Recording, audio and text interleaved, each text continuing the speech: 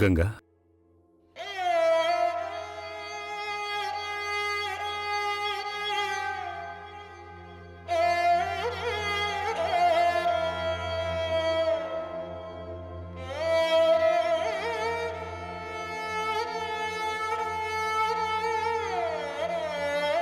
దయచేసి నన్ను క్షమించు గంగా. బాబు ప్లీజ్, నేను చెప్పాను కదా ఏం మాట్లాడకూడదని. ప్లీజ్ గంగా, ఈరోజు నువ్వు నన్ను ఆపద్దు, చెప్పనివ్వు. ఒక నిమిషం నాకేమనిపించిందంటే జీవితం ఇక్కడే ఆగిపోతే ఎంత బాగుంటుంది అని. బాబు ప్లీజ్.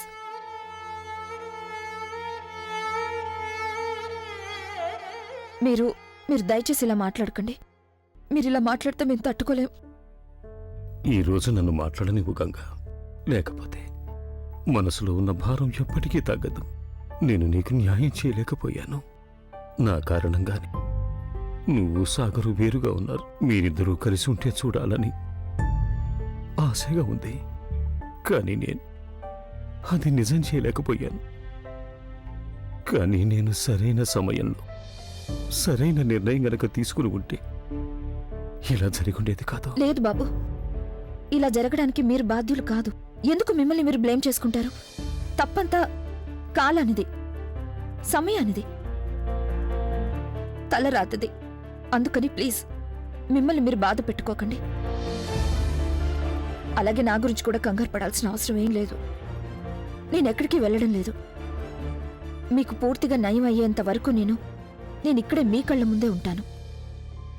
కానీ నేను చెప్పిన ప్రతి మాట వినాలి. ప్రేమగా చెప్పినప్పుడు వింటే మంచిది, లేకపోతే నేను తిడతాను. అందుకని ప్లీజ్ ఈ విషయాలన్నీ మీ మనసులో నుంచి తీసేయండి. వీలైనంత వరకు రెస్ట్ తీసుకుంటే త్వరగా నయమైపోతుంది. ఇక టిఫిన్ తినండి.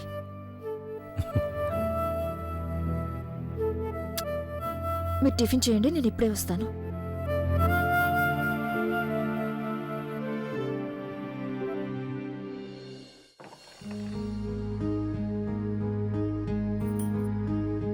ఇదంతా ఎందుకు జరుగుతుంది సాగర్?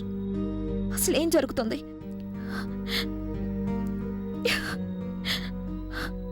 మనిద్దరి మధ్య ఉన్న ఈ దూరం బాబుని తొలచేస్తుంది, ఆయన్ని బలహీనంగా మారుస్తుంది.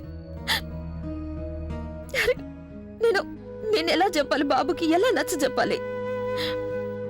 మనిద్దరం కలిసి ఉండకపోవడానికి కారణం అది కాదని.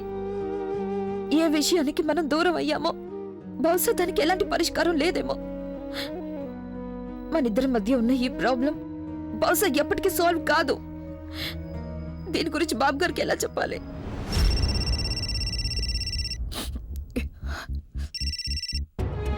చెప్పండి డాక్టర్ గారు.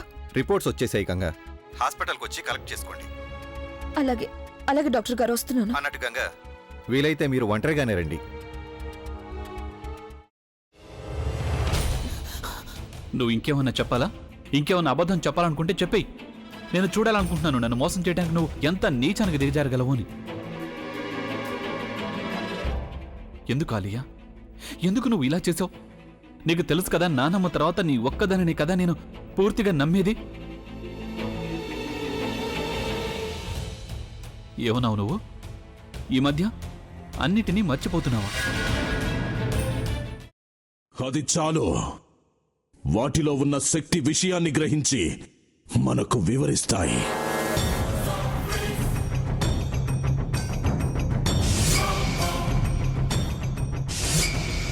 ఎవరు ఆ దండ విప్పొద్దు, గది తలుపులు తెరవద్దు.